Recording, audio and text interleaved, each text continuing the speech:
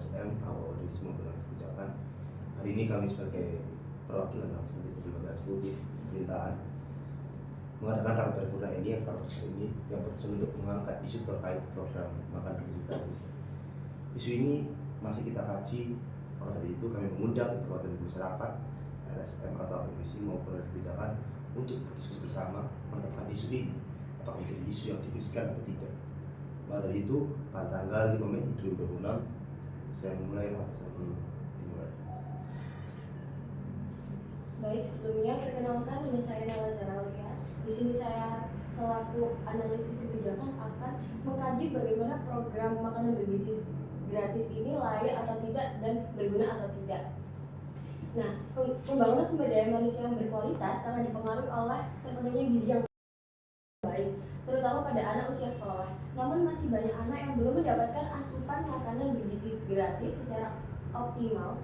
Akibatnya, keterbatasan ekonomi dan kurangnya akses terhadap makanan sehat. Kondisi ini berdampak pada kesehatan, konsentrasi, belajar, dan prestasi akademik siswa. Sebagai upaya mengatasi permasalahan tersebut, pemerintah menghadirkan program makanan bergizi gratis ini. Untuk memastikan setiap anak mendapatkan asupan gizi yang cukup, program ini diharapkan dapat meningkatkan kualitas kesehatan dan pendidikan sekaligus mengurangi ketimpangan sosial di masyarakat. Program MBG ini memiliki tingkat urgensi yang sangat tinggi jika dilihat dari beberapa aspek. Aspek yang pertama pada aspek urgensi kesehatan. Masalah gizi pada anak merupakan isu krusial yang berdampak jangka panjang. Kekurangan gizi dapat menyebabkan stunting, menurunkan imunitas tubuh, serta menghambat perkembangan fisik dan mental. Jika tidak ditangani, hal ini akan menurunkan kualitas generasi di masa depan. Pada yang kedua, urgensi pendidikan. Kondisi fisik yang tidak optimal akibat kurang gizi berpengaruh langsung terhadap konsentrasi dan prestasi belajar siswa. Anak yang lapar atau kekurangan nutrisi cenderung sulit fokus sehingga proses pembelajaran menjadi tidak maksimal. Urgensi sosial. Ketimpangan akses terhadap makanan bergizi menciptakan ketidakadilan sosial.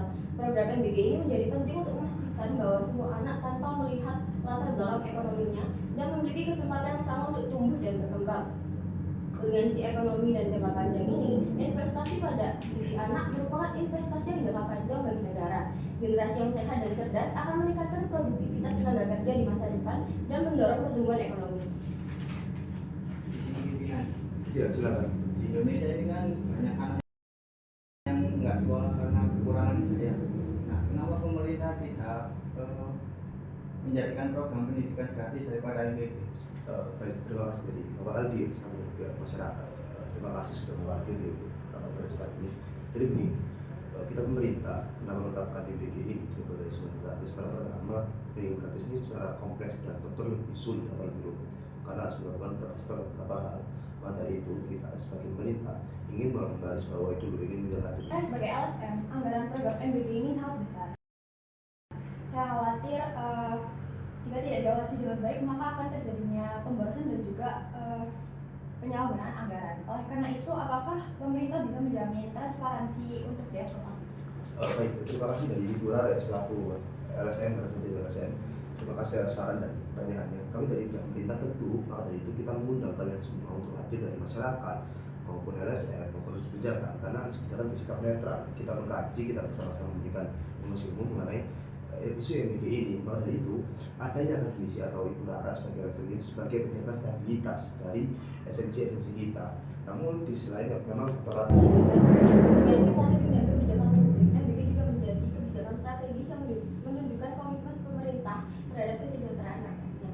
Namun urgensi ini harus diimbangi dengan implementasi yang tepat agar tidak menjadi kebijakan populis semata. Adapun keberhasilan program MBG ini sangat bergantung pada keterlibatan berbagai pihak, yaitu yang pertama meliputi kementerian terkait seperti kesehatan, pendidikan, dan keuangan, dan Badan Gizi Nasional. Ini perannya yaitu merumuskan kebijakan, pendanaan, dan pengawasan nasional. Yang kedua yaitu pemerintah daerah, Pemkot atau Pemda, meliputi dinas pendidikan dan dinas kesehatan. Perannya yaitu implementasi program di lapangan dan pengawasan distribusi. Yang ketiga, sekolah, meliputi kepala sekolah, guru, dan tenaga kependidikan. Perannya yaitu pengawasan konsumsi makanan dan pendataan siswa. Yang keempat, penyedia makanan atau vendor seperti UMKM catering dan penyedia logistik makanan memiliki peran yaitu produksi dan distribusi makanan sesuai standar gizi dan higienitas. Adapun peran masyarakat dan orang tua memiliki peran yang cukup penting yaitu pengawasan sosial dan memberikan masukan terhadap kualitas program. Selanjutnya yaitu lembaga pengawas seperti DPRD dan BPK memiliki peran memastikan transparansi dan akuntabilitas anggaran. Izin, apakah program ini bertujuan untuk populisme atau hanya sekedar partai politik ini itu saja? Terima kasih dari masyarakat. Kita sebagai pemerintah selalu sebagai antara kaki dan tangan dari masyarakat. Kita memerintah ada karena masyarakat, bukan masyarakat dekat dengan pemerintah. Maka dari itu suatu hal yang tidak mungkin bagi kita jika untuk kepentingan politik saja, karena ini berjuang untuk masyarakat. Kalau bisa kembali kepada politik, karena kita tidak melakukan yang lain untuk masuk akal daripada MBG ini. Jadi saya pribadi dan mewakili dari pihak pemerintah jelas menolak hal seperti itu, karena kita sudah mengkaji dan menyatakan bahwa ini perlu untuk masyarakat. Ada lagi mungkin? Izin pimpinan. Silakan. Menurut saya walaupun sudah ada lembaga dari pengawas seperti contohnya BPK, faktanya korupsi ini masih banyak terjadi di program-program yang sudah dijalankan oleh pemerintah. Menunjukkan kalau misalnya pengawasan ini tuh belum cukup maksimal. Gimana cara pemerintah untuk bisa menjamin program MBG ini benar-benar bebas dari korupsi nanti? Baik, memang di negara Indonesia cukup umum sekali kasus korupsi, bahkan di mana-mana itu sangat sulit sekali menghilangkan korupsi itu sendiri, bahkan menghilangkan menjadi suatu kemustahilan. Namun kita ada cara pencegahan atau mitigasinya. Dengan cara apa? Kita melibatkan sektor masyarakat, kita melibatkan sektor akademisi sebagai penjaga stabilitas atau era penanganan. Baik, bisa ditolong. Baik, selanjutnya yaitu pelaksanaan MBG juga memerlukan berbagai sumber daya. Yang pertama pada sumber daya finansial meliputi anggaran untuk bahan makanan, biaya distribusi dan logistik, dan tenaga kerja operasional. Yang kedua, sumber daya manusia merupakan tenaga ahli gizi, tenaga dapur atau catering, petugas distribusi, dan pengawas lapangan. Pada sumber daya fisik meliputi dapur umum atau fasilitas produksi, kendaraan distribusi, dan pelayanan makanan dan penyimpanan. Pada sumber daya teknologi meliputi sistem pendataan penerima manfaat, pemantauan dan evaluasi, serta digitalisasi laporan anggaran.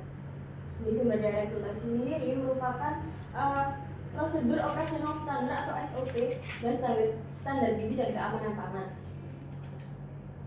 Izin pimpinan, dengan adanya program MBG ini, apakah menjadi penghambat bagi administratif kepala sekolah atau guru?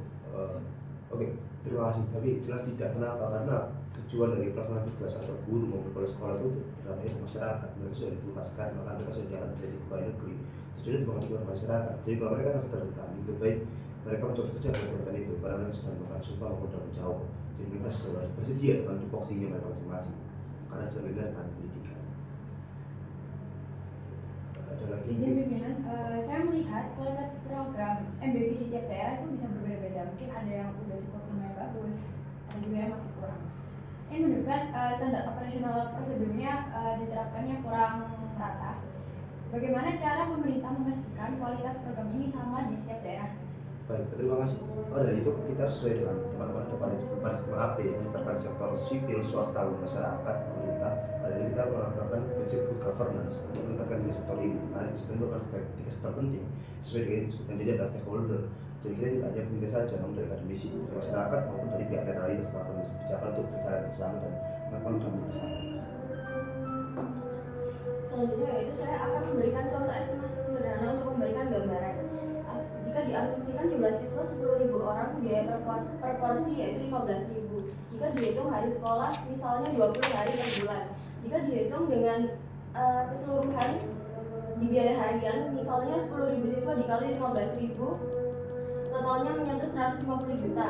Jika dihitung bulanan 150 juta dikali 20 hari, totalnya yaitu 3 miliar. Biaya per tahun atau selama 12 bulan itu 3 miliar dikali 12 menyentuh 36 miliar. Adapun tambahan biaya operasional seperti logistik dan distribusi menyentuh 3,6 miliar, SDM dan pengelola totalnya yaitu 1,8 miliar, pemantauan dan evaluasi 720 juta. Total estimasi anggaran tahunan yaitu 4,12 miliar. Anggaran yang besar ini menunjukkan bahwa program MBG ini sangat strategis, tetapi sangat rentan terhadap efisiensi dan perlindungan, sehingga diperlukan transparansi, pengawasan ketat, dan partisipasi